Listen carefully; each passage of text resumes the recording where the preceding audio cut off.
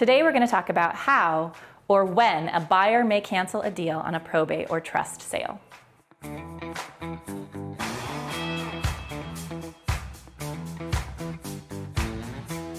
If you are the seller, the executor or administrator or trustee of a probate or trust sale, one of the things that you might be concerned about is whether or not the buyer whose offer you've chosen might cancel the deal. There are three main places where a buyer may cancel a deal, and they have to do with the contingencies attached to the purchase. Most transactions have three contingencies: the inspection contingency, the appraisal contingency, and finally the loan contingency. We're going to start off talking about the inspection contingency. The buyers will hire an inspector to go in and view the property. When they look at the property, they will check for all sorts of flaws. It could be anything from a missing outlet cover, electrical issues, piping problems, plumbing issues. There are lots of things that an inspector is checking over. Your buyer may choose to have additional inspections done in more detail by specialized inspectors, or they may choose to just have a general inspection. After the inspector comes in, they will review the documentation for all of the inspections that they choose to have, and then they will send over a request for repairs. Oftentimes, we choose to negotiate a dollar amount or money towards closing costs instead of having repairs done. This can be because it removes the responsibility for the seller of the potential repairs that are done of the property. When we just give money or money towards closing costs for the buyers, we remove all responsibility for the repairs that are completed. It's important for you as the seller to know that you want to disclose all information related to the property prior to the inspection being done. Let's say you know that the roof was replaced 5 years ago. If you have documentation on it, great, you can share that. If you don't, you just put on a piece of paper that we give you that's in writing. It's a specific document. You would disclose on there, hey, the roof was replaced 5 years ago, and maybe a short description of why.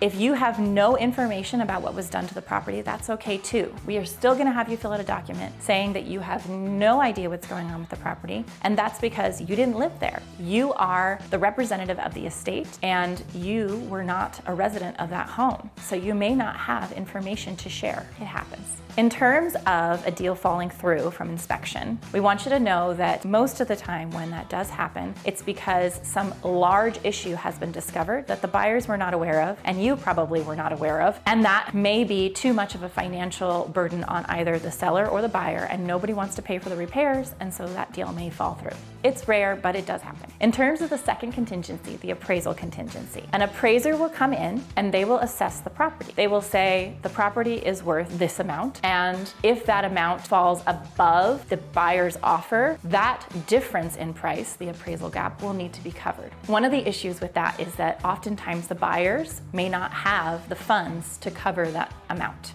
We try to mitigate this by providing the appraiser with information about comparable properties in the area. We've found that a lot of our properties, being probates or trusts, may be fixers, and sometimes the appraisers don't go into the property to assess what the internal condition may be. If they're not assessing the inside of the property, they don't really know what that property is worth. And so when we've seen a difference in the price that the buyer has offered and the price that the appraiser has given, it's oftentimes because we have not shared with them the internal condition of the property. So we do our best to provide them with comparable information regarding that property and details about what the inside's condition may be. We had a property recently that was appraised by the courts, because we do have to have a probate referee come in and appraise, and that number doesn't affect necessarily the buyer's sale as much as the probate side of things. So the property was assessed, and the appraiser determined that the property was worth $660,000. It was a condo, and they were assessing it based on the date of death value.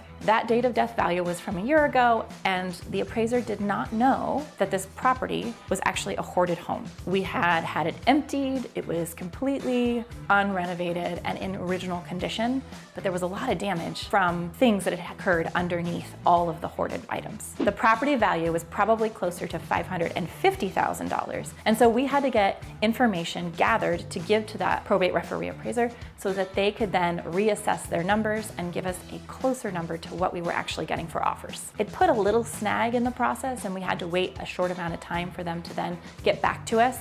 But in the end, we ended up getting that managed and taken care of. Another thing that we will do if a buyer gives us a very high offer compared to all the other offers that we've received on a property is we will actually put an appraisal gap clause into our counteroffers. Say, for example, we think a property is worth close to $600,000 and they think the property is worth $650,000. We might put in there an appraisal gap clause saying, hey, if your appraiser comes back and says that this property is only worth $625,000, you have to cover that extra $25,000. Again, that's called an appraisal gap clause. And we don't often do it, but it does on occasion help to solidify a buyer's interest in a property. If they still come back and want to purchase that home, even with an appraisal gap clause, it tells us that likely they really want that home and they're probably willing to do just about anything to get it. The final contingency is the loan contingency. A loan contingency is something that's put in place by the lender. For the lender to approve a loan for a buyer, they are going to want to know that that buyer is sound in their employment and creditworthy for the sale. If for some reason the buyer cannot show proof that they are still employed or maybe their creditworthiness has shifted, the lender may say, hey, we are not going to fund this loan. And in that case, that contingency would fall through and the buyer would not be able to purchase the home. This also doesn't happen very often, but on occasion, things do occur and they're kind of out of our hands at that point. One of the ways that we will help prevent this from occurring is we will have someone cross-qualified with a trusted lender on our end. We've done this many times with properties, and the lender who we use has known us for a long time and we find him very trustworthy. So we will then have the lender for the buyer send over the information to our trusted lender, who then will verify that everything is correct, and he will say, yep, this person is worthy of this loan and they should be able to purchase this property. So the inspection contingency, the appraisal contingency, and the loan contingency have all been removed. We will then have all contingencies removed at that point. And from there, we found that almost every transaction closes smoothly. We rarely see a transaction follow through once all contingencies have been removed. So you, as the seller, need to know that our job is to push those contingencies through within the timelines and try and get the buyer and the buyer's agent to follow through and get everything removed as quickly as possible. Just to recap, there are 3 contingencies that will need to be removed: the inspection, the appraisal, and the loan contingencies. And once all of those have been removed, all contingencies are removed, and then a transaction can move forward and finish the sale. Thank you for watching. Please comment, like, and hit the bell button. We look forward to seeing you next week.